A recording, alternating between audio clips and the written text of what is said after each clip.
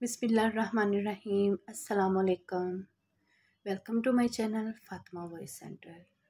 मौलाना मोहम्मद अमीन सफ़दर उकाड़वी रहमतुल्लाह अलैह ने अपनी किताब में लिखा, फरमाते हैं, मुझे बिहाड़ी के एक गांव से बड़ा मोहब्बत भरा ख़त लिखा गया कि मौलाना साहब, हमारे गांव में आज तक सीरतुल नबी सल्लल्लाहु अलैहि वसल्लम पर बयान नहीं हुआ।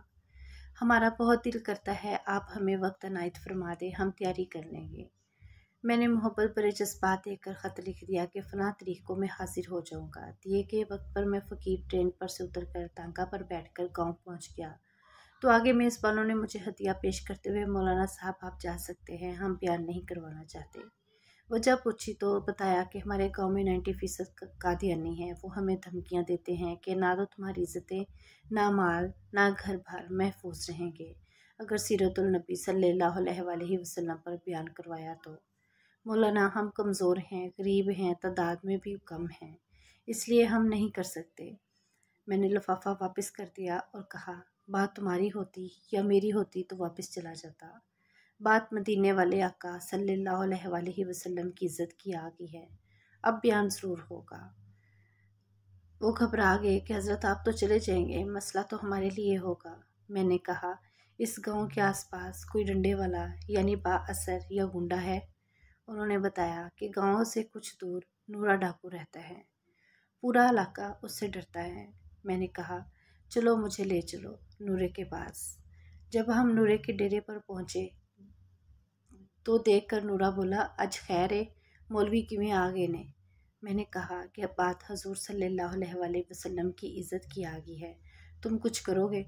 मेरी बात सुनकर नूरा बिजली की तरह खड़ा हुआ और बोला, मैं डाकू ज़रूर हाँ, पर बगैरत नहीं हाँ। वो हमें लेकर चल निकला।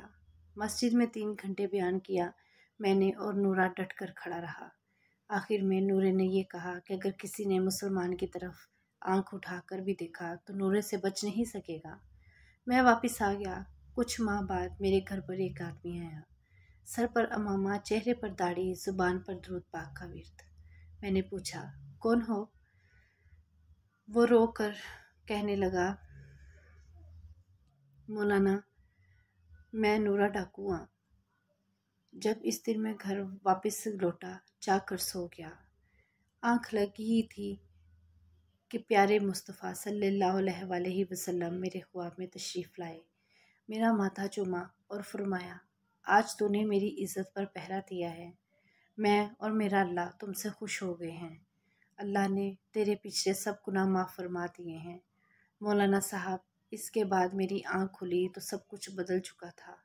अब तो हर वक्त आँखों से आंसू ही खुश्क नहीं होते। मौलाना साहब, मैं आपका शुक्रिया अदा करने आया हूँ। आपकी वजह से तो मेरी ज़िंदगी ही बदल गई, मेरी आखिरत संवर गई है। ऐ मेरे प्यारे अल्लाह, जो शख्स भी इसको शेयर कर रहा है, इसको हुज़ूर सल्लल्लाहु अलैहि वसल्लम की ख्वाब में ज़ियारत और क़यामत के दिन शफ़ाअत नसीब फरमा। आमीन। वीडियो पसंद आए तो लाइक करें और चैनल को